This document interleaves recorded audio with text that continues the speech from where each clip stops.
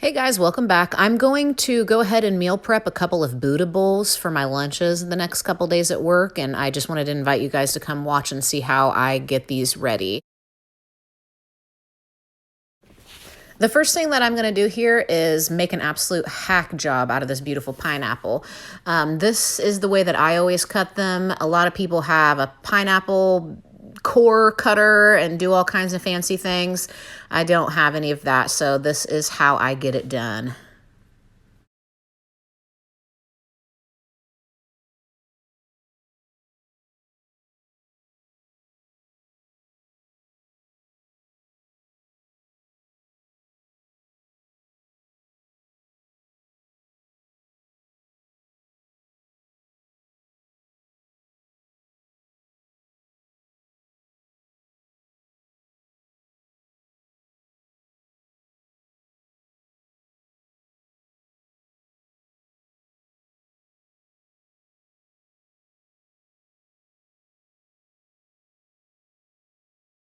Next thing I'm going to do here is put some brown sugar in a bowl, and I'm going to coat the top and bottom of each of these pineapple pieces with this brown sugar before I roast them.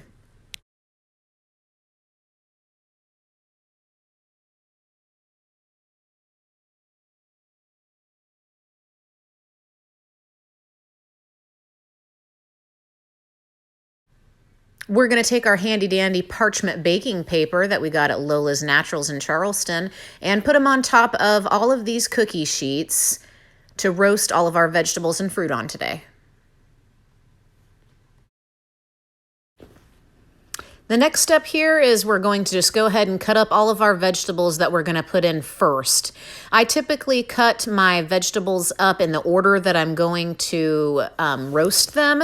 So that means potatoes, carrots, onions, garlic. Harder vegetables are going to go first, vegetables that take longer. And then next will be things like zucchini, green peppers, any type of peppers. Softer vegetables like broccoli will go next.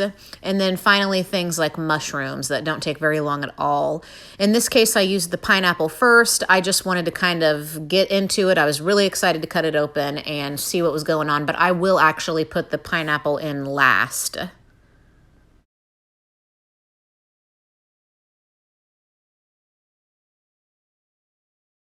Every so often you're cut into something and a part of it will be bad. I just cut that off. I put it in a compost pile or a juicing pile, depending on how bad it is, and just continue on.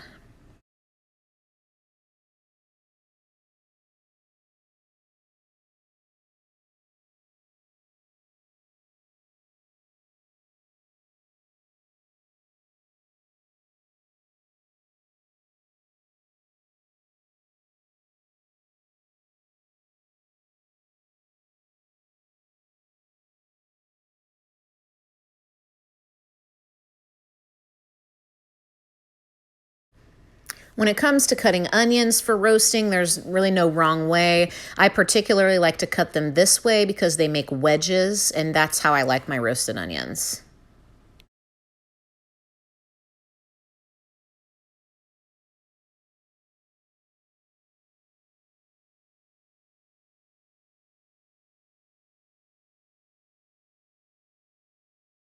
After you're done chopping up around one of your vegetables, you're going to go ahead and put them all in a big bowl and decide what you're going to season your veggies with. Today, I went ahead and used an organic olive oil I got at Aldi's, followed by a little bit of black pepper, a little bit of garlic, and a little bit of Celtic sea salt.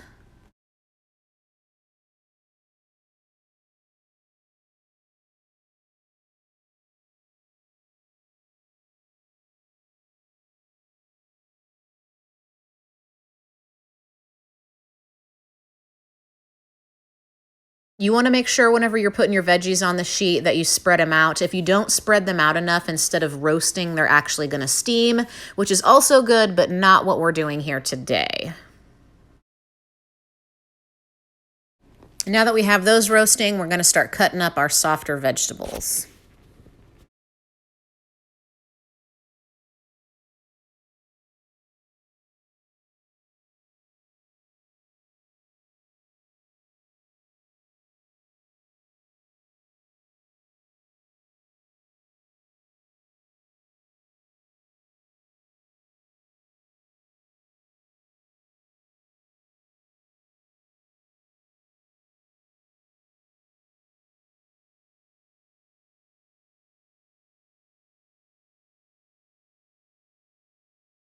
After you cut the ends off your asparagus, we're going to put them in the bowl with the rest of the vegetables. Add a little bit of that olive oil, garlic, pepper, and salt to give it a little stir, and put it on the baking sheet.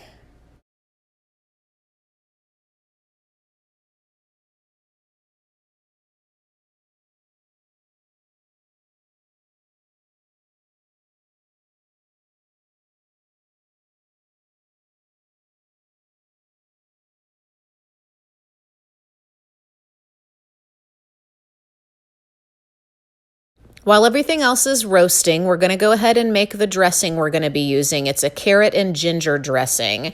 You add all the ingredients and you put them into the blender or food processor, whatever you have, and blend it until everything is smooth.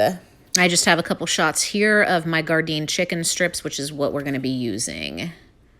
All that is going while I'm cutting up this cabbage and getting all the veggies roasted in the oven.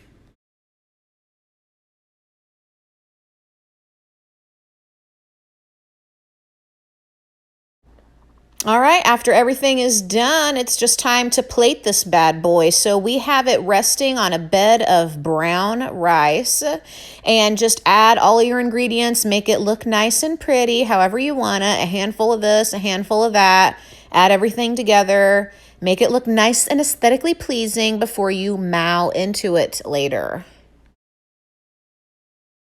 The beans today, I'm going to go ahead and use a black-eyed pea. They're absolutely delicious. I used them in a 3-bean veggie curry I made. I had them left over, so that's what we're going to use.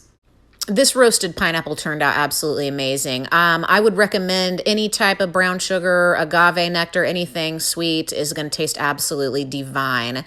I did not marinate the gardein chicken strips. You can marinate them if you want to in any type of dipping sauce or whatever you would like. I chose to leave mine plain because I'm going to put the carrot ginger dressing on top of it tomorrow.